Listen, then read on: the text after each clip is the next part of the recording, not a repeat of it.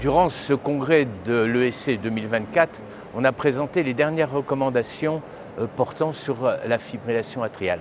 Alors Christophe, qu'est-ce qu'il faut en retenir? Alors, ces recommandations ont été publiées 4 ans après les dernières, et en fait on est passé de ABC en 2020 à CARE en 2024. Que veut dire cet acronyme? C'est pour comorbidité et prise en charge des facteurs de risque, et là il y a un gros point dessus. Ensuite, A, c'est éviter le stroke et les complications thromboemboliques.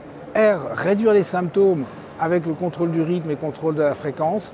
Et E, une évaluation du patient qui doit être refaite tous les ans, et aussi une éducation non seulement des patients, des familles, mais aussi des médecins, parce qu'on se rend compte que les recommandations ne sont pas toujours appliquées. C'est un point particulièrement important, ce E. C'est nouveau, ça intègre le patient et son comportement au fond.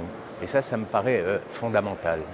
Ça ne considère pas simplement le traitement anticoagulant, le traitement antiarythmique, l'ablation. C'est vraiment une prise en charge. En 2020, ils avaient employé le mot de holistique, qui là ne retrouve pas, c'est plutôt centré sur le patient. Mais c'est extrêmement important, c'est-à-dire qu'il faut regarder son poids, son activité physique, sa tension artérielle, son cholestérol. Une petite dégradation de l'apnée du sommeil, parce que c'est du 2B, donc on peut faire, mais c'est pas... Mais je crois qu'il y a en plus des recommandations très pratiques. On dit par exemple chez les obèses, il faut baisser de 10% le poids, l'activité physique, il y a des durées qui sont données. Donc vraiment une prise en charge vraiment globale et qui doit être faite de manière multidisciplinaire. Bien évidemment le cardiologue, mais pas que, le généraliste, la diététicienne, le pharmacien, parce qu'il y a aussi l'observance du traitement. C'est vrai que ce point sur le reclassement du syndrome d'apnée du sommeil est un point qui attire l'attention, parce que c'était rentré pratiquement dans les mœurs comme une obligation. Les études ne sont quand même pas très démonstratives, et puis surtout, il y a un classe 3, c'est-à-dire qu'il ne faut pas faire, ça veut dire qu'il ne faut pas, chez un patient qui a une FA, se contenter simplement des questionnaires. Il faut aller plus loin et démontrer vraiment les index d'apnée d'hypopnée. Alors, autre point, c'est qu'en est-il dans ces recommandations du sacro-saint Schatzvask? Alors le sacro-saint Schatzvask est mort. On ne l'appelle plus comme ça, on l'appelle Schatzva, tout simplement parce que le fait d'être une femme a disparu. Dans le Schatzvask, il y avait un point lorsqu'on était de genre féminin, et bien aujourd'hui, ça n'existe plus. Tout le monde est égal, je dirais, et il n'y a pas de différence en termes de recommandations pour la prescription du traitement anticoagulant, qu'on soit une femme ou qu'on soit un homme.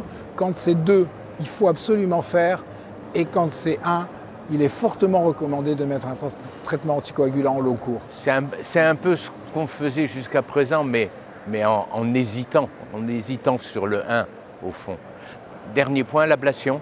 Alors l'ablation, écoutez, en ce qui concerne les fibrillations paroxystiques, l'évolution, c'est qu'on peut la proposer en première intention, bien évidemment, dans ce qu'ils appellent la decision share making, c'est-à-dire en discutant avec le patient, lui expliquant la technique, les résultats, mais aussi les complications. Ça, je crois que c'est important à considérer lorsqu'on propose une ablation à un patient. Et donc, c'est une classe 1 maintenant, niveau A, donc on peut le proposer en première intention. C'est-à-dire que si demain, un patient avec une fibrillation atriale paroxystique vient à votre cabinet, eh bien, vous pouvez lui proposer, bien sûr, toujours le contrôle de la fréquence en première intention, mais pour le contrôle du rythme, c'est ablation ou traitement antiarythmique. En 2 mots, y a-t-il des progrès techniques dans l'ablation?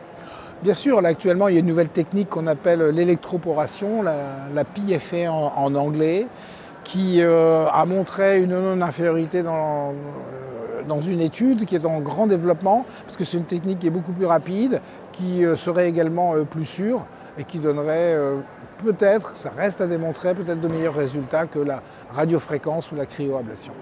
Donc à suivre. Bien sûr, il y a encore plein de nouveautés à venir. Merci Christophe. Merci.